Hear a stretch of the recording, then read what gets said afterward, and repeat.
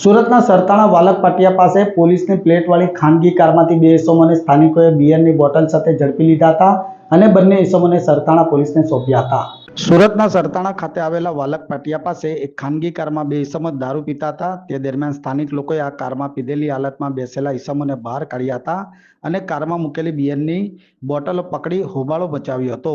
જ્યારે ખાનગી કારમાં પોલીસ લખેલી પ્લેટ મળતા સ્થાનિકોએ પોલીસને જાણ કરી હતી, જેથી પોલીસ તાત્કાલિક ઘટના સ્થળ પર દોડી આવી હતી અને સ્થાનિકોએ બંને ઇસમોને પોલીસને સોંપ્યા હતા।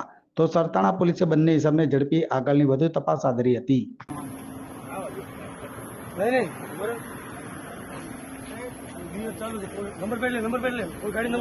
લઈ લીધી વાય છે લઈ લીધી।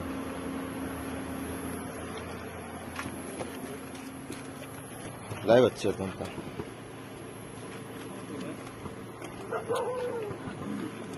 ગાડી માથે ચડે આપણે કઈ કરો પોલીસ રાજા ગાડી બોલાવી લીધી। આપણે ગાડી બોલાવી લીધી।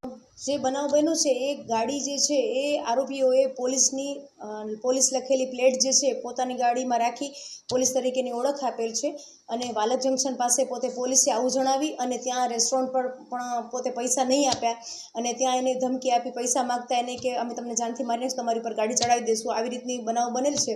એ અનુસંધાને આપણે બંને આરોપીઓ જે છે, એકનું નામ છે જયપાલસિંહ ઉર્ફે યુવરાજસિંહ ધર્મેન્દ્રસિંહ ગોહિલ અને બીજાનું નામ છે મેહુલભાઈ ઉર્ફે મુન્નો સાંભળ। આ બંનેની ધરપકડ કરી છે અને બંને ઉપર એક સરકાર તરફે બી એફઆઈઆર દાખલ કરી પોલીસની જે પ્લેટ વાપરેલી છે અનુસંધાને, અને બીજો જે છે એ જે રેસ્ટોરન્ટવાળો છે ને પૈસા નથી આપેલા એ પણ એક ગુનો દાખલ કરી 2 એફઆઈઆર એના ઉપર દાખલ કરેલ છે। સર, પકડાયેલા આરોપીઓ પાસેથી પોલીસની નેમ પ્લેટ મળી આવી હતી, તો એમને પૂછપરછમાં આ પ્લેટ ક્યાંથી લાવી હતી? એ ગાડી ભાડે આપે છે એવું એને કીધું ને અમારી આ રીતે નેમ પ્લેટ આ રાખી છે એમ જ, અને પોલીસ તરીકે રોફ જમાવવા અને આ રીતે ગેરકાયદેસર કૃત્ય કરવા માટે જ એને પોલીસની પ્લેટ રાખેલી હતી। વાયરલ વિડીયોની અંદર દારૂની બોટલે બિયરની ટીન પણ જોવા મળી રહ્યા છે, શું આ મામલે તપાસ કરેલ છે?